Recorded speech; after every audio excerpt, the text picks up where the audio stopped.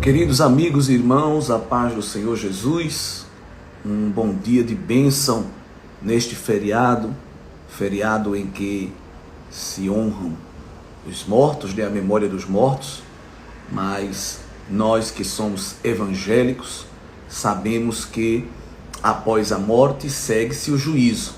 Então nós temos que correr atrás de ajudar as pessoas, estender a mão e apresentar o caminho da salvação enquanto elas estão vivas, pois depois da morte não tem mais vela nem reza que possa resolver. Isso é o que nós aprendemos nas Escrituras Sagradas, não é? Após a morte, só nos resta orar pelos familiares e amigos que ficam, para que Deus console os corações. Mas esse é um dia bom para evangelizar. É um dia bom porque as pessoas muitas vezes estão com os corações aflitos, né, pesarosos, e a palavra de Deus chega para trazer consolo. E quero somente deixar aqui uma breve meditação no Evangelho escrito por Mateus, capítulo 12. Já vi aí o amigo pastor Frank do Pará, também o amigo Sueliton de Novo Lino, Alagoas, e tantos outros irmãos e amigos de várias partes do nosso país que estão aqui já conosco. Deus abençoe. Feliz em ver vocês também por aqui. Eu sempre recebo uma pergunta no meu direct acerca da blasfêmia contra o Espírito Santo, né? Muitas pessoas mandam mensagem pedindo que eu explique o que seria essa blasfêmia contra o Espírito Santo. Algumas pessoas até muito aflitas, pensando que cometeram esse pecado e que não vão receber perdão de Deus. Evangelho escrito por Mateus, capítulo 12, nós temos ali um episódio em que o Senhor Jesus expulsa um demônio, a partir do versículo 22. Então lhe trouxeram um endemoniado, cego e mudo, e ele o curou, passando o mudo a falar e a ver. E toda a multidão se admirava e dizia: é este porventura o filho de Davi?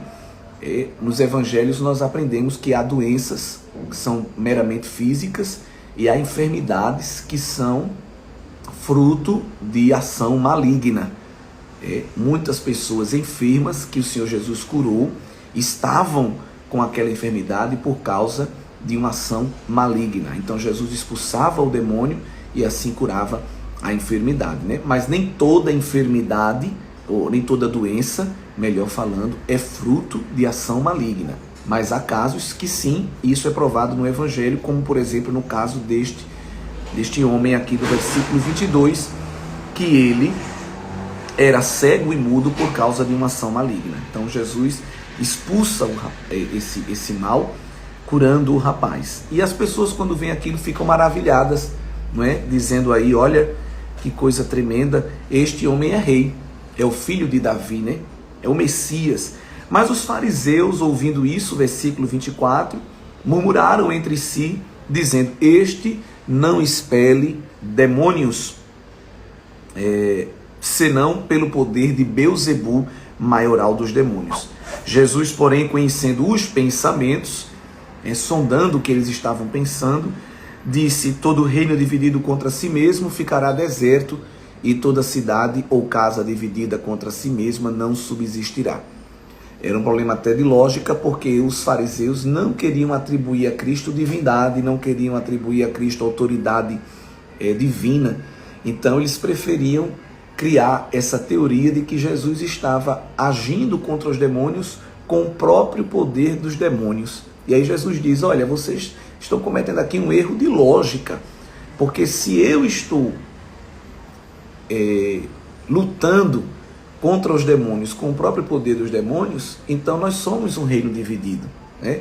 Então o reino dividido não prospera, não vence. Versículo 26, se Satanás expele a Satanás, dividido está contra si mesmo, como pois subsistirá o seu reino?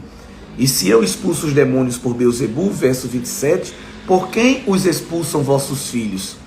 Então Jesus está fazendo perguntas retóricas, mostrando que os fariseus estavam tão resistentes a reconhecer a divindade de Cristo, que preferiam até cometer um abuso de lógica, ao invés de reconhecer a soberania de Deus na vida do Filho Jesus, né? E aí, no versículo 30, Jesus diz: quem não é por mim é contra mim, quem comigo não ajunta espalha. Por isso vos declaro, presta atenção nisso, todo pecado e blasfêmia serão perdoados aos homens, mas a blasfêmia contra o Espírito Santo não será perdoada.